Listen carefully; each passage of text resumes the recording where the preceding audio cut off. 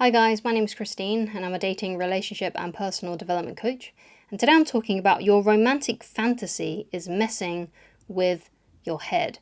So basically what I mean by this is that sometimes when you're growing up and you watch a lot of Disney movies, you watch a lot of TV, like what I did basically, and I feel like what most people do as well, you start to get like a kind of a distorted view on what romance should be like, right? And how it should be played out. So when I was younger, especially when I was a teenager, I used to love, and I still do. I loved romance, and I still do like the notion of romance. I still like, you know, um, stories of like romance and things like that.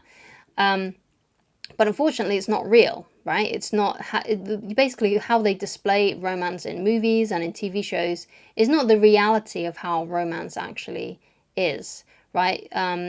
It's too flowery. It's too it's too much of a story basically than a reality.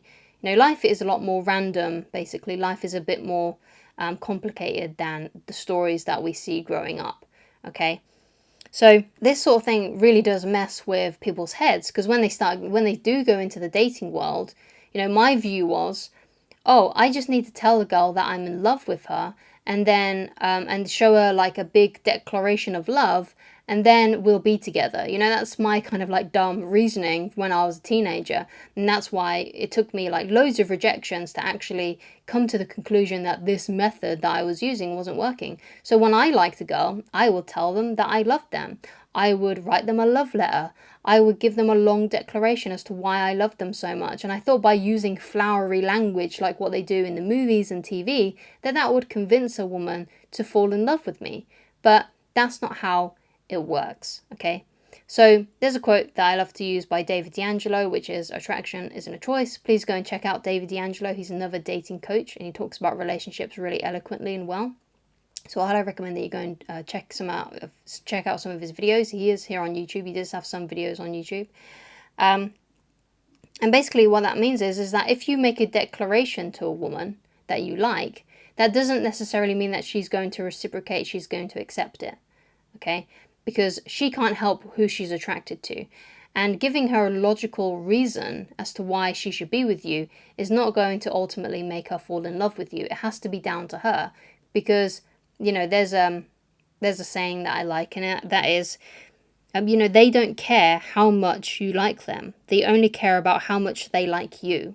So even if you say to someone that you like how much you love them, how much you like them, that's not going to change anything, right? It has to be how they feel about you, right? Because if you like them but they don't like you, there's not really a lot you can do. You could try and do all the convincing, give them all the logic and reason in the world, but it's not going to change anything because they can't help who they're attracted to, right?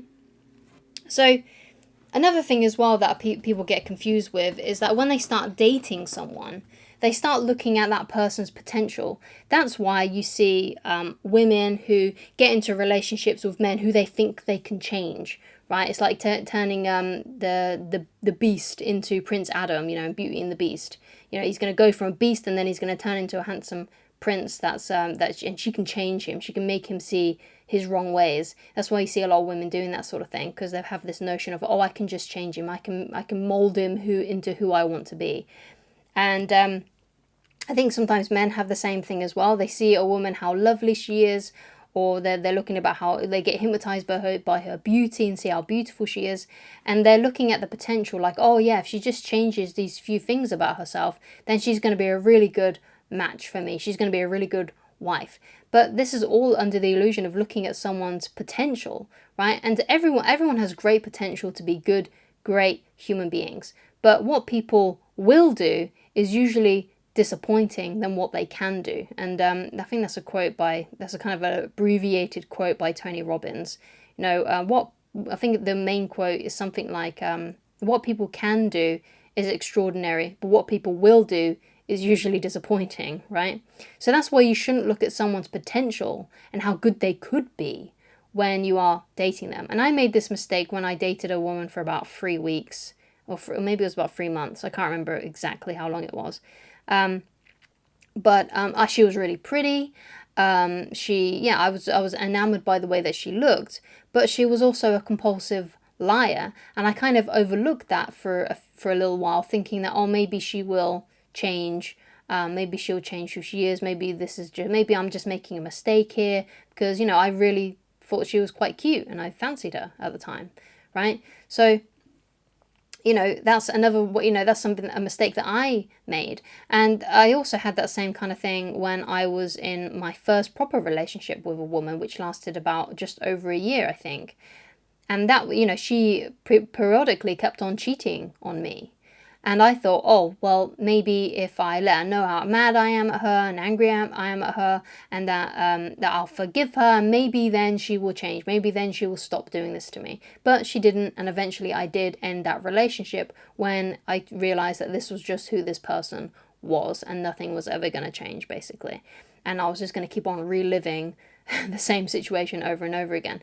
So what people can do is extraordinary. What people will do is usually disappointing, and that's definitely a fact of life. So when you do start meeting someone and you start dating someone, you have to, obviously you need to spend a good amount of time with them before you start seeing who this person actually is.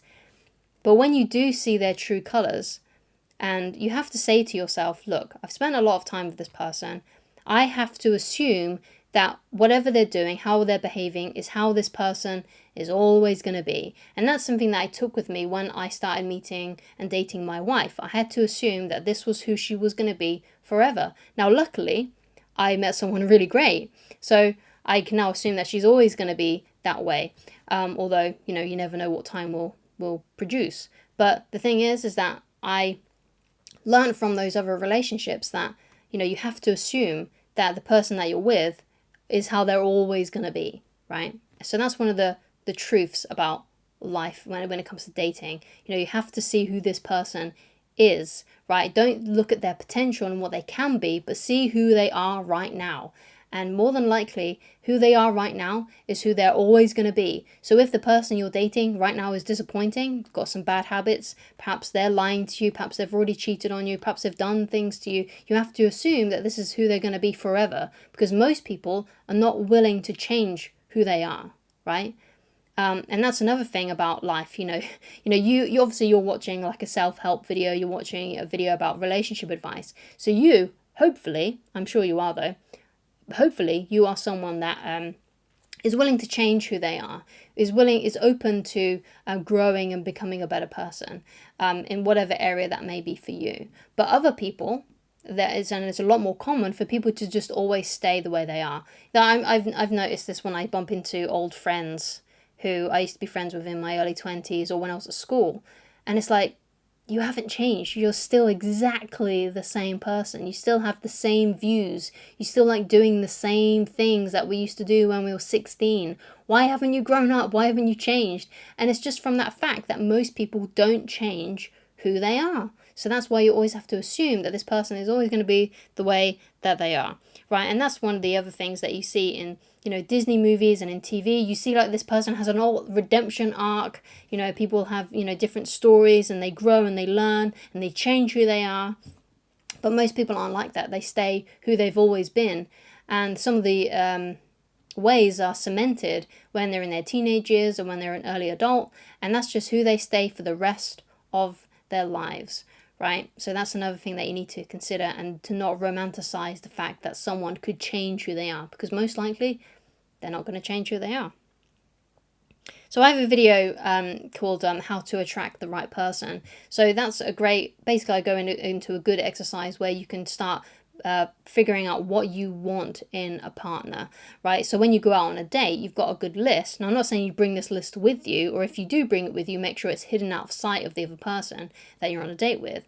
But you have an idea of what the kind of person that you're looking for. So when you go out on a date, you can be a little bit more objective. You can be a little bit more skeptical. So you're trying to figure out, hey, do you match what I'm looking for, instead of getting hypnotized by how beautiful they are, by their potential and things like that, right? And getting into that whole I'm living in a Disney movie sort of like weird mindset that we all seem to sort of crawl out of and then crawl into when we're growing up on these kinds of TV shows and movies and things like that.